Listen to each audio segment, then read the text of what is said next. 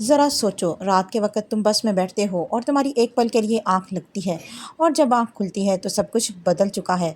ना कोई सहूलत, ना कोई इंसान, हर तरफ सन्नाटा और हर तरफ मौत की खामोशी। तो कहानी शुरू होती है एक मिनी बस से। लाल कलर की बस है जो टनल की तरफ जा रही है। उसमें एक-एक करके 17 लोग चढ़ते हैं, जिसमें कुछ स्टूडेंट हैं जो पार्टी करके लौटे हैं और एक लड़का जिसको अपनी गर्लफ्रेंड की फ़िक्र है और यहाँ एक अजीब-सी औरत भी दिखाई जाती है। सब कुछ बहुत नॉर्मल चल रहा होता है और फिर बस एक टनल के अंदर घुसती है और उसके आगे पीछे भी गाड़ियाँ होती हैं और जब वो उसके दूसरे तरफ से बाहर आती है तो मानो जैसे उनकी दुनिया ही बदल गई। हर तरफ खामोशी, सन्नाटा और जो लड़का अपनी गर्लफ्रेंड को मैसेज कर रहा था वो नोटिस करता है कि सिग्नल भी नहीं आ रहे और फिर वो आदमी जो बाहर देखता है और कहता है एक पल के लिए मेरी आँख लगी और जब मैंने आँख खोली तो सब कुछ बदल गया था। ड्राइवर भी कहता है कि मैं गाना चेंज करने के लिए नीचे झुका और जब ऊपर उठा तो मुझे सब कुछ बदला हुआ लगा।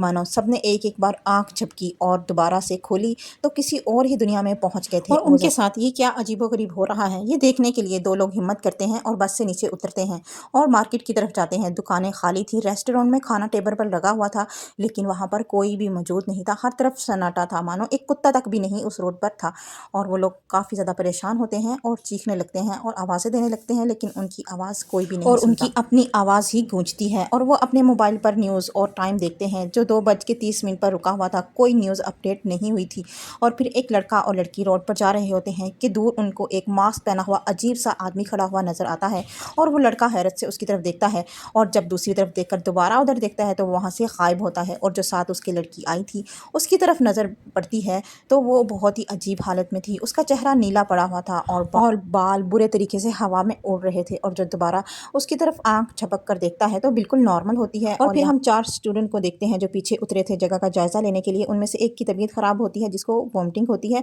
और एक जो है वो अंदर बैठा हुआ होता है और अजीब तरीके से तड़पने लगता है और उसका जिस्म जैसे अंदर ही अंदर जल गया था। और उसके दोस्त जब भाग कर आते हैं और उसको देखते हैं तो उसका स्किन बुरी तरह से जला हुआ और गला हुआ था। ये देखकर वो सारे परेशान होते हैं और वहाँ से भागने लगते हैं और यहाँ उन्हें वही लड़का नज़र आता है जिसने मास्क वाले आदमी को देखा था। ये भागकर उसके पास पहुँचते हैं मदद के लिए कि अचानक ही एक लड़का उसमें से गिरता है और राख का ढेर बन जाता है। दूसरा भी इसी तरह वहाँ गिरता है और मिट्टी का ढेर बन जाता है। तीसरा जो है पूरी तरह से गुब्बारे की तरह फूल जाता है और फिर उसका मुँह जो है वो फट जाता है।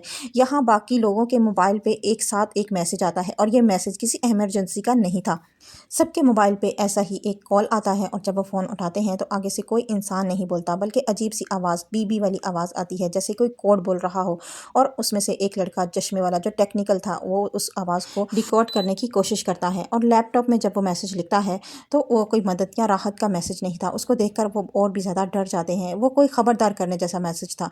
तो एक लड़का उसमें से खड़ा होता है और सबको हिम्मत देता है और सबको हौसला देता है कि हम इससे निकल जाएंगे कि अचानक ही उस लड़के को आग बुरी तरह से घेर लेती है और वो आग में जलने लगता है। देखते ही देखते वो बुरी तरह जलकर राख हो जाता है और कोई भी उसकी मदद नहीं कर सकता। ये देखकर सब बहुत ज़्यादा डर जाते हैं और बाहर की तरफ भागते हैं और फिर देखते हैं कि वही मास्क वाला आदमी उनको देख रहा है और फिर एक लड़का उसके पीछे भागता है उसको पकड़ने के लिए। उनको लगता है कि इस सब का जिम्मेदार वो ही है और उसका पीछा करते हुए यहाँ उन्हें एक लड़की की लाश मिलती है जिसके साथ कुछ अच्छा नहीं किया हुआ था और वो उस मास्क वाले आदमी को पकड़ लेते हैं और उसका मास्क उतारते हैं तो वो भी बहुत ही डरा हुआ इंसान था और वो जल्दी-जल्दी उसको कहता है कि मेरे मुँह पर मेरा मास्क दोबारा रख दो, जैसे उसको हवा से कोई खतरा हो, जैसे इस हवा में ही कोई गड़बड़ है। वो अपनी बात समझाने की कोशिश कर रहा होता है और डर के मारे कोई भी उसकी बात नहीं सुनता और वो फिर अपना आप छुड़वा कर वहाँ से भाग जाता है और वो उसका पीछा भी नहीं कर सकते। उनको समझ नहीं आ रही थी कि अब आगे क्या होगा और फिर हम उस लड़के को देते हैं जो उसकी ख्वाब में उसको गर्लफ्रेंड नज़र आ रही है और फिर अचानक ही उसके सिग्नल आ गए और उसकी कॉल आती है और उस पे वो बात करने लगता है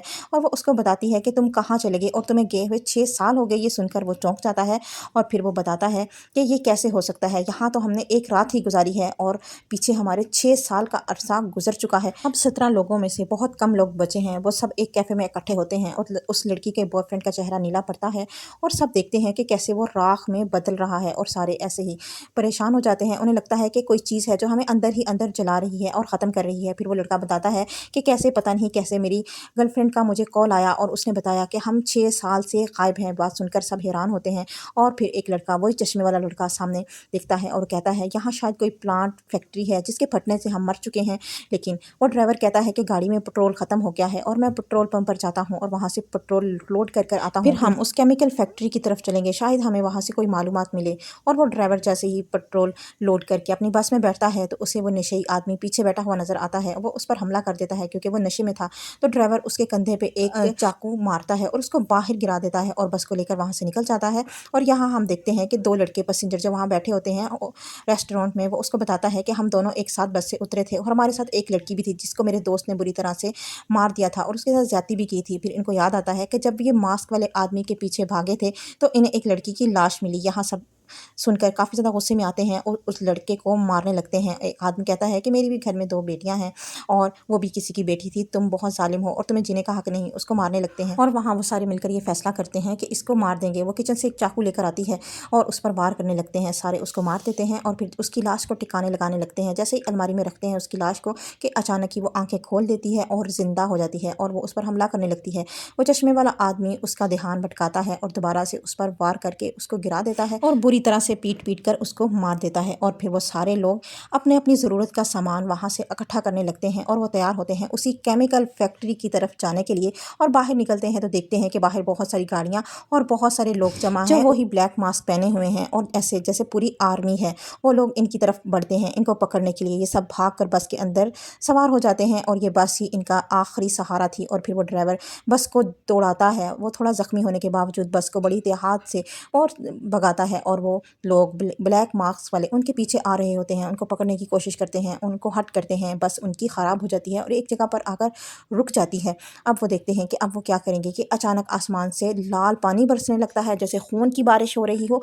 लेकिन ये कोई आम बारिश नहीं थी। जो भी इसमें भीगता है उसका मांस अजीब तरह से गलने सड़ने लगता है। और हम देखते हैं कि वो चाकू लगा हुआ आदमी भी जिंदा है और वो किसी न किसी तरह बस के अंदर आया है। उसकी हालत अब बहुत ख़राब है और वो इनसे मदद मांगता है। इनको लगता है कि ये भी हमारी तरह ही मजबूर इंसान है तो ये उसकी मदद करते हैं और उसको वहाँ पर पनाह देते हैं और उसको कहते हैं कि तुम्हारा ये चाकू हम निकालते हैं। जिस पर वो मना करता है और कहता है कि अगर ये निकला तो मेरा खून बहना शुरू हो जाएगा। और फिर वो उससे पूछता है कि हम कहाँ जा रहे हैं और ड्राइवर बताता है कि हम उसी केमिकल फैक्ट्री की तरफ जा रहे हैं। लेकिन वो आदमी कहता है कि नहीं, हम वहाँ नहीं जाएंगे, हम वहीं जाएंगे जहाँ से हम आए हैं। और वो फैसला करते हैं कि वो उसी टनल से गुजरेंगे जहाँ से वो निकल कर आए हैं और अपनी दुनिया में वापस जाएंगे। और बस को उसी तरफ मोड़ते हैं और सब अपने हसीन लम्हात को याद करते हैं और दुआ करते हैं कि जैसे ही बस टनल से निकले तो हम अपनी दुनिया में वापस पहुंच जाएं। और यही आज की कहानी थी और यहाँ पे स्टोरी ख़त्म होती है। तो नेक्स्ट स्टोरी पे मिलते हैं। चैनल को सब्सक्राइब और वीडियो को लाइक शेयर करें। अल्लाह हाफिज़।